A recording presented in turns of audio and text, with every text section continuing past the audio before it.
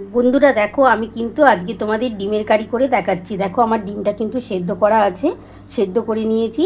আর এটা আদা রসুনের বাটা আছে, পেঁয়াজ আছে আর টমেটো আছে। আমি ডিমের কারি করছি, কষা কষা করে ডিমের কারি। চলো বন্ধুরা, রেসিপিটা শুরু করা যাক। প্রথমে আমি ডিমটা হালকা করে ভেজে তুলে নেব। দেখো বন্ধুরা, আমি কড়া বসিয়ে দিয়েছি, কড়ার মধ্যে তেল দিয়েছি। তেলটা গরম হয়ে গেলে আমি ডিমগুলো একটু হালকা করে নুন হলুদ দিয়ে ভেজে তুলে নেব। বন্ধুরা দেখো, আমি কিন্তু এবার ডিমগুলো ভেজে নিচ্ছি হালকা করে। আমি কিন্তু নুন হলুদ মাখিয়ে নিচ্ছি। এই যে বন্ধুরা দেখো, আমি কিন্তু ডিমের মধ্যে নুন হলুদ দিয়ে দিয়েছি। এটা একটু মাখিয়ে ভেজে নিচ্ছি হালকা করে। হালকা করে একটু ডিমগুলো ভেজে নিচ্ছি, ভেজে তুলে নেবো। তারপরে আমি কিন্তু এই তেলের মধ্যে পেঁয়াজটা টমেটো একসাথে দিয়ে দেবো। দিয়ে নুন হলুদ দিয়ে দেবো, চিনি দেবো, যা যা দেওয়ার তাই দেবো। বন্ধুরা তোমরা দেখতে থাকো। একটু ডিমটা একটু হালকা করে ভেজে নিচ্ছি আমি। খুব বেশি ভাজবো না বন্ধুরা, হালকা করে ভেজে নিচ্ছি। এবার আমি তুলে নিচ্ছি। বেশি ভাজলে কিন্তু শক্ত হয়ে যাবে, এই জন্য হালকা করে ভেজে নিয়েছি। এবার একটা বাটির মধ্যে আমি তুলে রাখছি। দেখো আমি ডিমগুলো হালকা করে ভেজে তুলে নিয়েছি।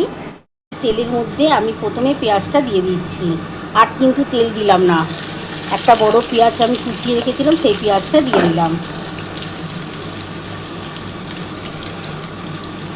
একটা টমেটো দিয়ে দিলাম। এবার এর মধ্যে আমি একটুখানি নুন দেবো। আমি 1 চামচ নুন দেবো, 1 চামচ হলুদ দেবো, আর অল্প সামান্য একটু চিনি দেবো, ঝাল লঙ্কার গুঁড়ো দেবো।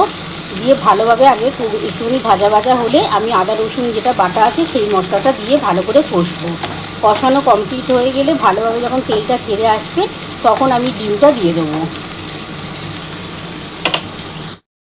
বন্ধুরা দেখো, আমি প্রথমে 1 চামচ নুন দিয়ে দিচ্ছি।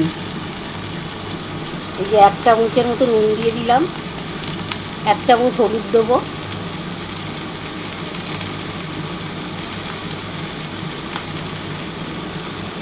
1 চামচের মতো হলুদ দিলাম। সামান্য অল্প একটু চিনি দিয়ে দিলাম। আর 1 চামচের মতো ঝাল লঙ্কার গুঁড়ো দেবো। 1 চামচের মতো ঝাল লঙ্কার গুঁড়ো দিচ্ছি। এবার ভালো করে এটা একটুখানি ভাজা ভাজা হয়ে গেলে আমি আদা রসুন যেটা বাটা আছে সেটা দিয়ে দেবো। একটু ঝাল ঝাল করে ডিমের কষা করছি। এটা কিন্তু রুটি, পরোটা, ভাতে, গরম ভাতে দারুণ যাবে।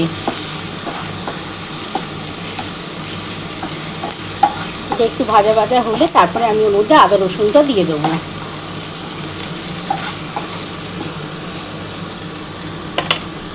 বন্ধুরা দেখো, আমার কিন্তু খুব ভালো করে ভাজা হয়ে গেছে। পেঁয়াজ, টমেটো, হলুদ, নুন, ঝাল লঙ্কার গুঁড়ো যা যা দেওয়া সবই দিয়ে দিয়েছি। এবার এই যে আদা রসুন বাটাটা আছে এটা দিয়ে দিলাম। এর মধ্যে সামান্য অল্প একটু জল দিয়ে ঢেলে দেবো।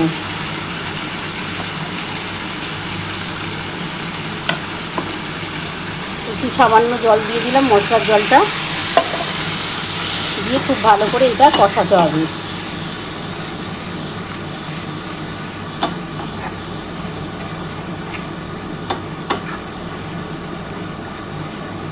একটু ঝাল ঝাল করেই করছি। যখন খুব ভালোভাবে তেলটা ছেড়ে ছেড়ে আসবে, তখন কিন্তু আমি ডিমটা দিয়ে দেবো। দিয়ে একটুখানি কষাবো, কষিয়ে আমি তারপর নামিয়ে নেবো। আর এরকম ডিম কষা দিয়ে গরম ভাত, রুটি, পরোটা দারুণ লাগে খেতে বন্ধুরা। দেখো আমার কিন্তু খুব ভালোভাবে দেখো মশলাটা কষানো হয়ে গেছে। দেখো তেলটা ছেড়ে ছেড়ে আসছে। আমি কিন্তু খুব বেশি তেল দিইনি, কিন্তু তবুও দেখো তেলটা ছেড়ে ছেড়ে এসছে। এবার আমি কিন্তু ডিমটা দিয়ে দিচ্ছি। আজকে কিন্তু কোনো রকম আর জল দেবো না।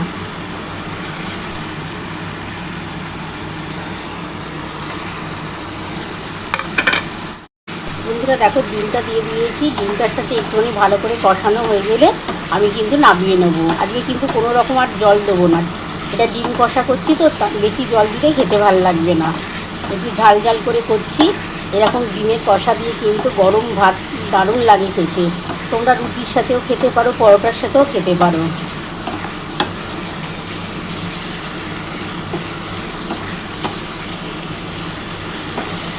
দেখো ডিমটা দিয়ে ভালোভাবে কষিয়ে নিচ্ছি। তারপর আমি নামিয়ে তোমাদের দেখাবো।